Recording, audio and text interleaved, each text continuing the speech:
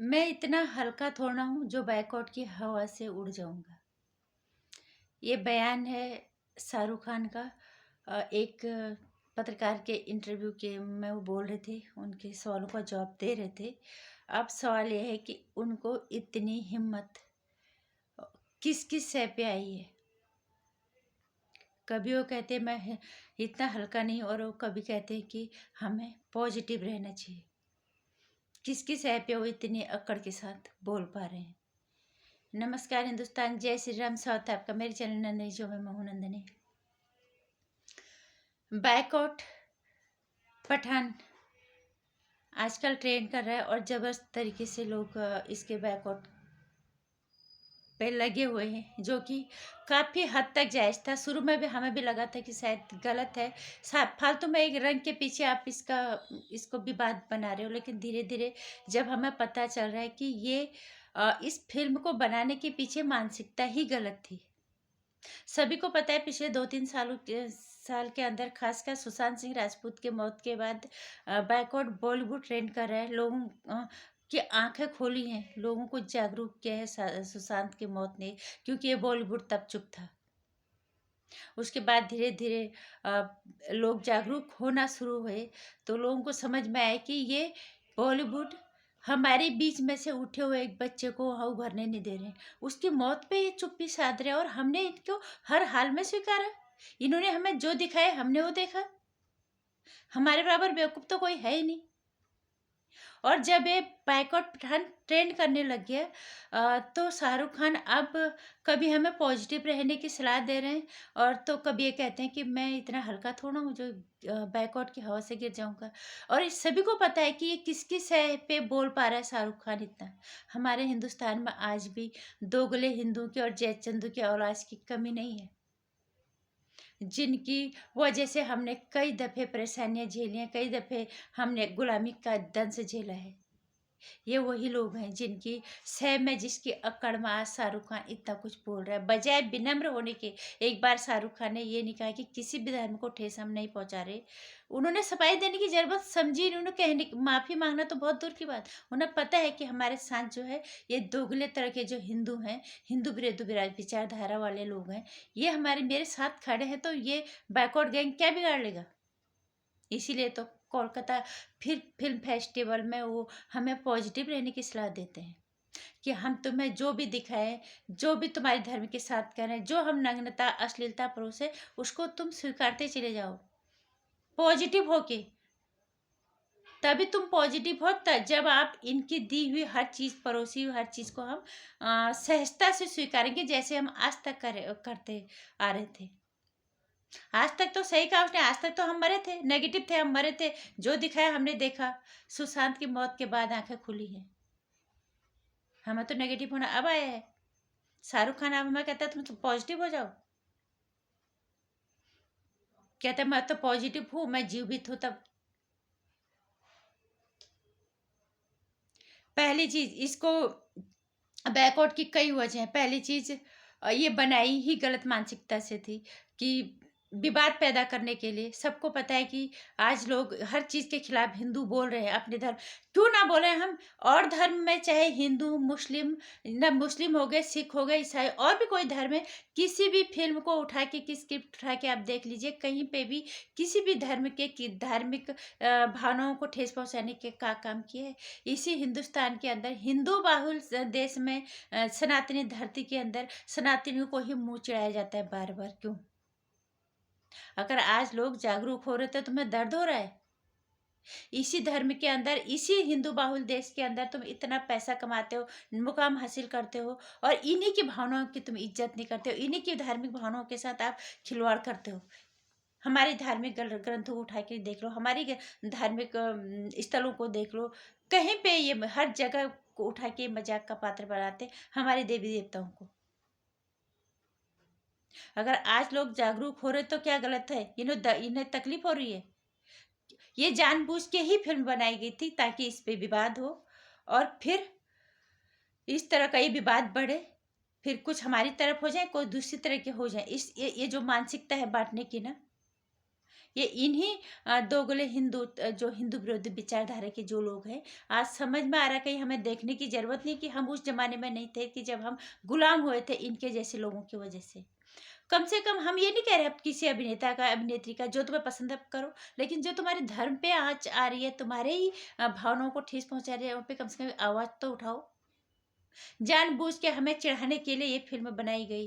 कई दफे बॉलीवुड को 2 साल के अंदर ही हुआ कि जब भी कुछ गलत है लोगों ने आवाज उठाई है, इन्हें स्क्रिप्ट बदलनी पड़ी, इन्हें माफी मांगनी पड़ी। और ये फिल्म उसके बाद जानबूझ के क्या कृत्य किया गया है, ये जो गाना डाला गया है जो कि सरासर है तो गलत, लेकिन ये इतनी अकड़ के साथ क्यों बोल पा रहा है शाहरुख खान, ये किसी को बताने की जरूरत बिल्कुल भी नहीं है। दीपिका पादुकोण, इसकी कतर में इसके कपड़े देखे, वहाँ हिम्मत है इसको किसी गलत तरह के कपड़े पहनने की, वहाँ बहुत नियमों के साथ पहना जाता है। वहाँ इसकी ड्रेस आकर्षण का केंद्र है कि किस तरह से लोग वहाँ पे वो ड्रेसअप होके गई थी। हिम्मत है इस तरह की बिकनी वहाँ पहनने की। अपने ही देश के अंदर अपने ही संस्कृत का मजाक बनाते हो, तुम लोगों को शर्म नहीं आती है। उसके बाद तुम हम लोगों को चढ़ाने का काम करते हो। और अमिताभ बच्चन अभिव्यक्ति की आज़ादी की बात करते हैं, कौन सी अभिव्यक्ति की आज़ादी की बात करते हैं? हंसी आती है आपकी ये बात सुन के। सदी का महानायक कहा जाता है आपको, इस देश ने इतना कुछ दिया, इतना प्यार दिया, और आप अभिव्यक्ति की आज़ादी, सबसे इससे बड़ा मजाक नहीं हो सकता। कोरोना काल में आपने देखा आपकी वाइफ ने सदन के अंदर क्या चिल्ला चिल्ला के बॉलीवुड वालों को गालियां दी थी, जिन्होंने सुशांत सिंह राजपूत के साथ जो खड़े होते उनके न्याय के लिए जिन्होंने मांग की थी। वहां पे आपने बोला था कि जिस थाली में खाते हो उसी में छेद करते हो। सदन के अंदर चिल्ला चिल्ला के आप बोलते हो, उन्हें गालियां देते हो, आप बीजेपी वालों को गालियां देते हो, शराब देते हो। इससे ज्यादा अभिव्यक्ति की आजादी और क्या चाहिए आपको? आप क्या चाहते हो कि आप लोगों का खुलेआम खून का कत्ल कर दो और आपको लोग कुछ ना बोले? वाह अमिताभ जी, आप तो कमाल हो। पत्रकारों को कुत्ते की तरह डांट देती है, जबकि उनको पता होना चाहिए कि मैं पब्लिक फिगर हूं। लोगों को विनम्रता से मना करने के बजाय वो लोग हर बार पत्रकारों को, जो पत्रकार देश के हैं, उन्हें कुत्तों की तरह डांट देती है। इससे ज्यादा अभिव्यक्ति की आजादी और क्या होती है? ये तो समझ ही नहीं आया आज तक।